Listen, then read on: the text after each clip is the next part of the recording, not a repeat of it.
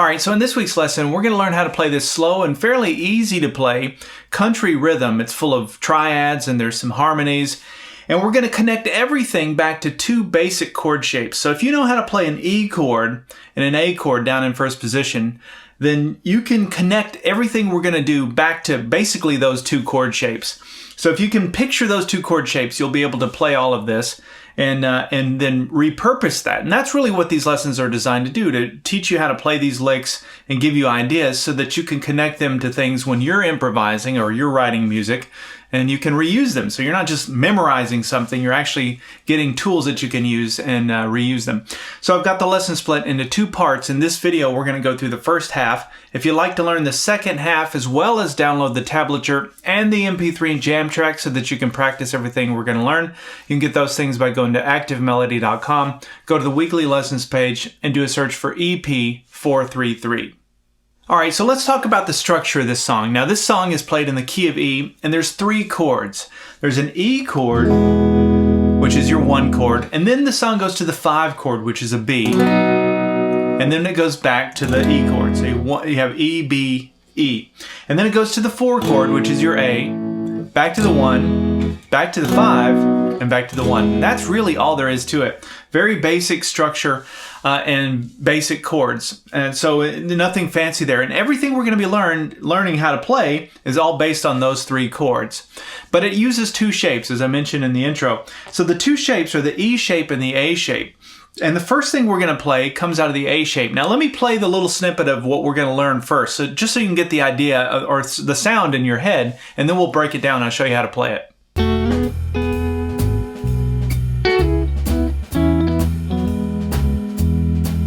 Alright, so the first thing that I played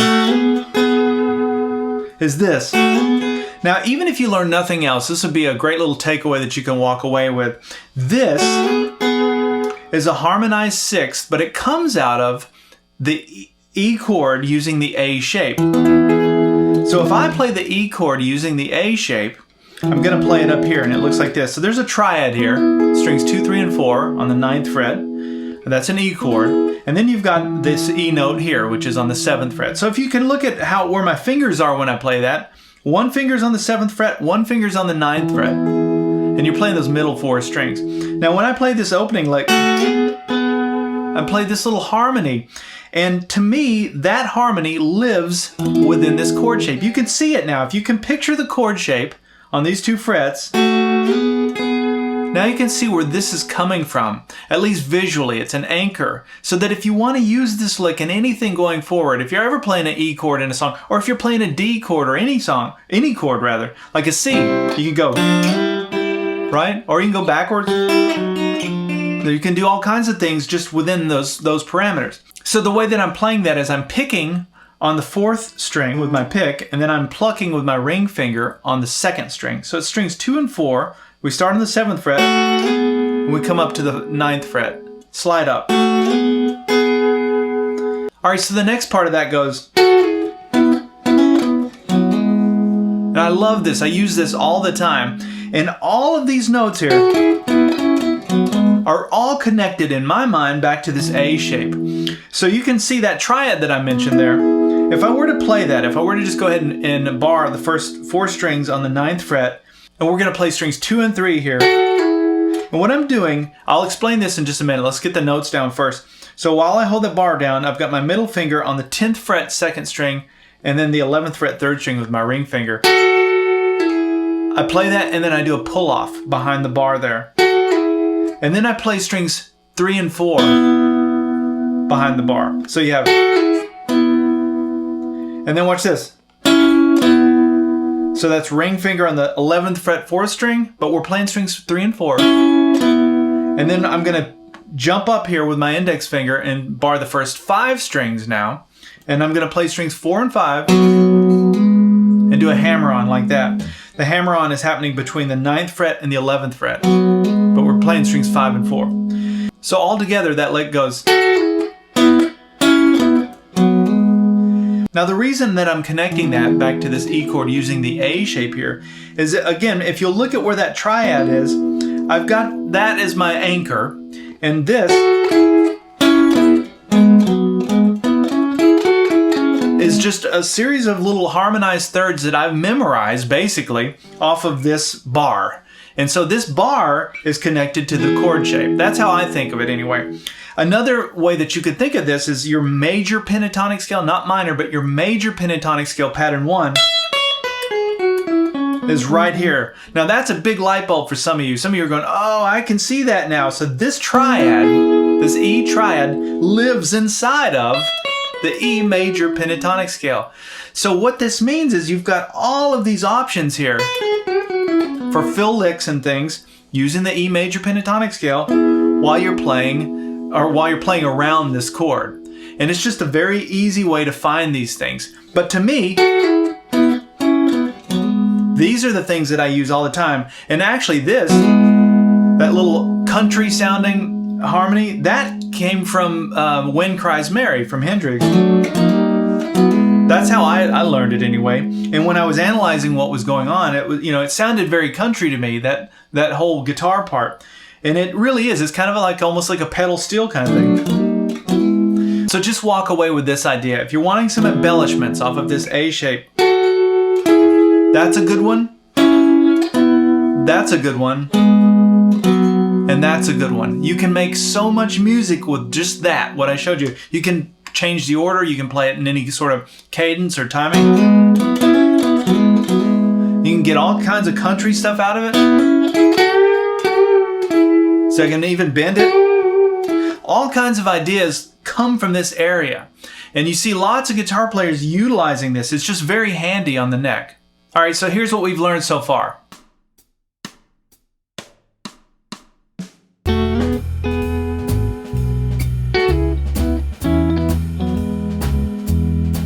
All right, here's the next phrase we're going to learn.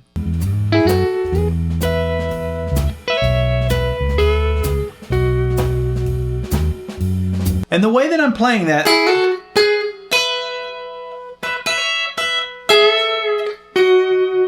all we're doing is we're going from the E chord to the B. We're going from the 1 chord to the 5, like I mentioned in the intro. But this is more harmonies. They're little rhythmic harmonies, and they're really harmonized thirds. But all I'm really doing mentally is I'm connecting the A shape to the E shape. So again, that's an E chord and this is an E chord. But I'm picturing those two chords. I can see them. I can mentally transpose them on the neck. And so when I do this, that's what we've already learned, right? Strings 2 and 3. There's the little hammer on with that shape. And then if I slide that up 2 frets, look at where I'm at. Look at these 2 notes. These 2 notes are in your E chord up here. So now you can see that. So some of you, this is a big deal right here. This little area is a sweet spot for all kinds of harmonized rhythms and leads. So we're up here, and then watch this. And then we're going to play strings 1 and 2. Just barred on the 12th fret. Now look at this, and then look at this. What are those? It's the triad, it's the E chord, right? So I just went from the A shape to the E shape via this little bridge here. And the bridge is the major pentatonic scale, pattern 1. When I saw that for the first time, it actually happened much later in my playing. It totally changed the way that I played. I could picture this chord shape, and then it dawned on me, in between those two, I have the major pentatonic scale, pattern 1, and it's the bridge between them. So that's where that's coming from. And then I went, so this is just holding down, the first 2 strings on the 12th fret. We're doing a hammer on up to the 14th fret on the 2nd string. And then watch this. Now that's a pedal steel lick. I love pedal steel licks. I mean, they just sound so classic. So I'm keeping the bar there, and actually I'm just playing the E triad, but I'm pushing the 3rd interval of the triad up just a half step, not a full step. You don't want to go too far, it's going to sound awful. And you don't want to go, too short, or it's going to sound awful. You got to get it just right. So that's the note you're trying to hit. And again, I'm using hybrid picking for that. So I'm picking the 3rd string and I'm plucking the 1st string. And then I came to this position where I'm on the 11th fret, strings 1 and 3. And that's where the song, you can hear it right there, even without the jam track. You can hear it's now changed chords. I've changed to the B chord. And how some of you are going, how is that a B chord? Well, let's think about our chord shapes here. Here's your B chord using the E shape, right? And then up here, I've got the B chord using the D shape. So if you look at it, think of a D chord, and you were to play it right here, you're playing a B chord. And I'm just playing strings 1 and 3 out of that. So you can see that harmonized 6th is just out of a chord shape. And that's how I get around the neck. That's how a lot of guitar players do. Once we can picture our chords, it really unlocks everything. So I love the sound of that. So country. So from the beginning, here's what we've learned.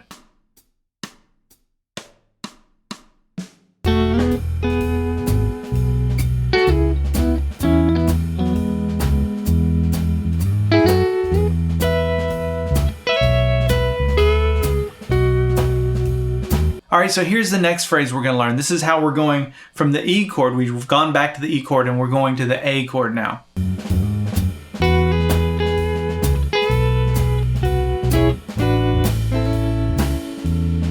All right, so come down to this spot and I'm barring the first 2 strings on the 7th fret and I'm doing a hammer on up to the 9th fret on the 2nd string. And where is this coming from? Now remember, we're playing over the E chord at this point in the song, so there's your E chord using the A shape. And remember, when we play that chord, we have 1 finger on the 7th fret, 1 finger on the 9th fret. So the same kind of thing visually is happening for me anyway. When I'm playing this little kind of pedal steel sounding thing, that's what I'm picturing, is I'm just picturing the E shape here. And I know at the top part of the E shape, I've got this nice little hammer on it. And then I go another half bend. So hold down the first string, 7th fret, 9th fret, 2nd string, you do a half bend. Release. We go back to the 7th fret and then we come down to this part of the E chord shape, which is strings 2 and 3 on the 9th fret. And then watch this. That gets us to the A. So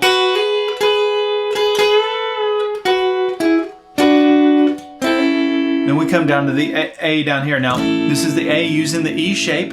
I'm just playing the triad. And I played this prior to that, and then down to the chord. Now, this is just the 7th fret, barring the first 3 strings, and then we come down to the A chord. There's lots of different ways you can think about this, like what is this? I think of it as the 2 of A. So if we were playing the A major scale using chords or triads, you'd have your A, your B minor, your C sharp minor, your D, your E, so forth. So to me, that's what that is. There's different ways you can think about it. I don't want to burden that point, but that's what's going on there. So we have...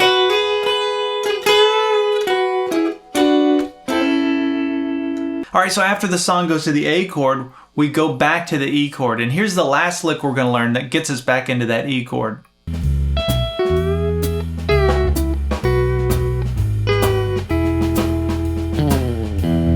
All right, so here's what we're going to learn.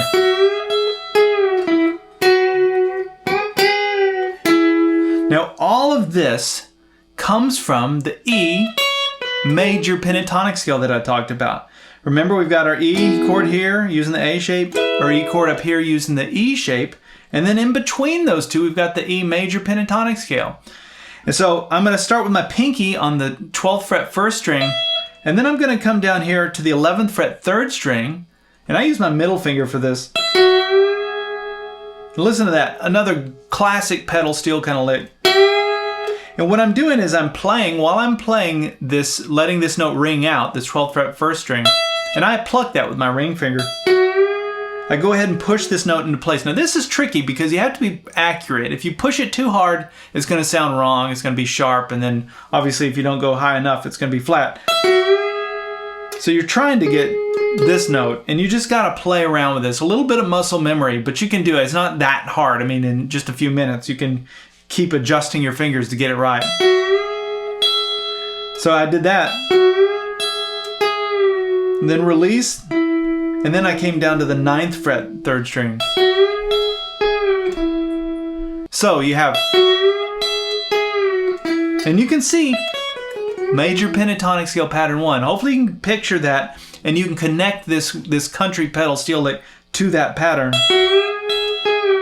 And then we're going to come down here and ring finger on the 12th fret, 2nd string, middle finger on the 11th fret, 3rd string. And then watch this.